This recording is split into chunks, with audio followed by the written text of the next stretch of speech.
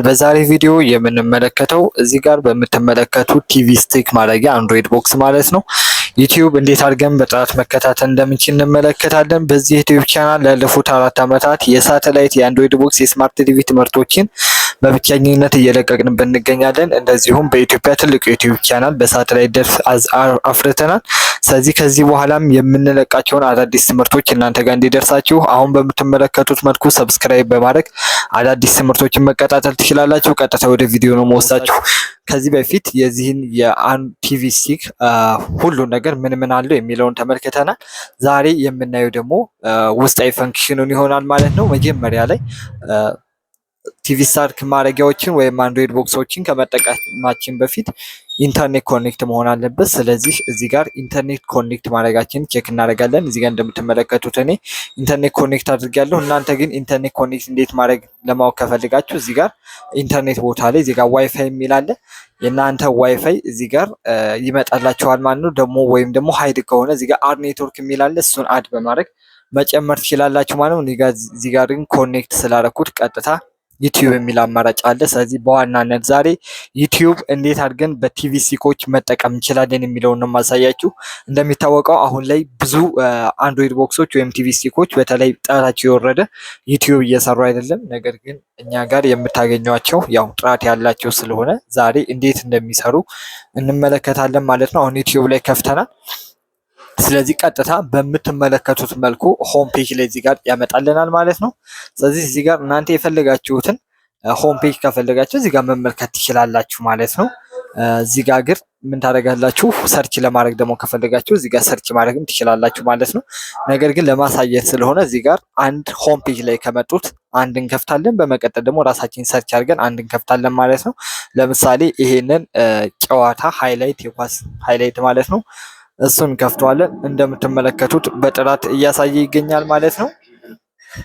ስለዚህ በዚህ አይነት መልኩ እነዚህን በአንድሮይድ ቦክሶች በጥራት መጠቀም ትችላላችሁ ማለት ነው። አሁን ላይ በዩቲዩብ እንደምትመለከቱት በጥራት እየሰራ ይገኛል ማለት ነው በዚህ ቲቪ ስቲክ። አሁን ደግሞ አንድ ራሳችን ሰርች አድርገን እንመለከታለን። እዚህ ጋር ሰርች ማድረጊያው ላይ የፈለግነውን ነገር ለምሳሌ እዚህ ጋር ካሉት አማራጮች ውስጥ ስፖርት የሚለውን ሰርች እናደርጋለን ማለት ነው። እዚህ ጋር ለምሳሌ ይሄንን መክፈት እንችላለን።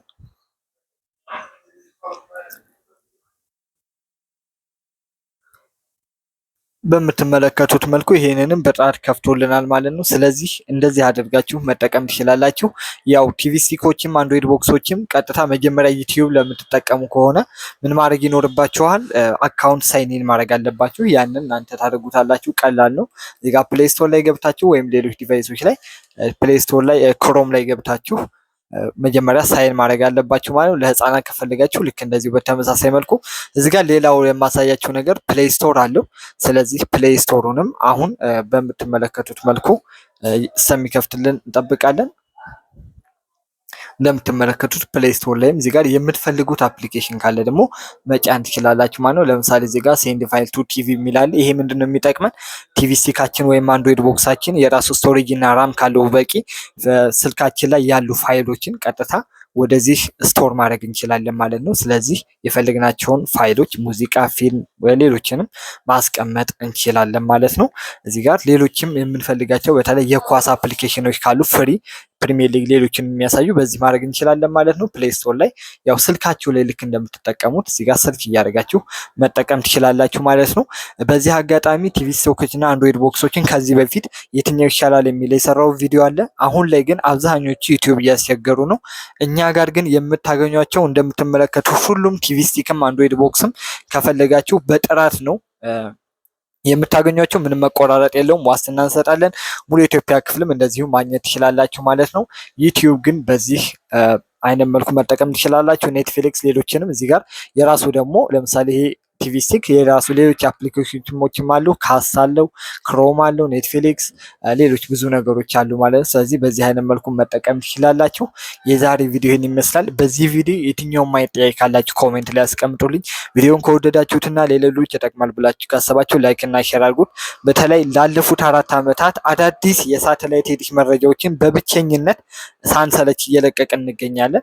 እናንተ ግን ይህን ቪዲዮ ካያችሁ በኋላ ሰብስክራይብ ብታደርጉ ለእኛ ብርታት ይሆናል። እንደዚሁም ደግሞ ሌሎች ይህንን በጣም ብዙ ሰው ይፈልገዋል። በዚህ ሰዓት ዘመኑ የቴክኖሎጂ ስለሆነ በስልኩ ዩቲዩብ ምናምን ከመጠቀም ይልቅ ቤተሰብ ሰብሰብ ብሎ በአንድ ቲቪ በዚህ አይነት አማራጭ መጠቀም ይፈልጋል። ስለዚህ ይህን ብዙ ሰው ስለሚፈልግ እናንተ ደግሞ ይሄንን ለሌሎች ሼር ብታደርጉልን ቀጥታ እነሱም እንደዚህ አይነት መረጃ ይደርሳቸዋል ማለት ነው።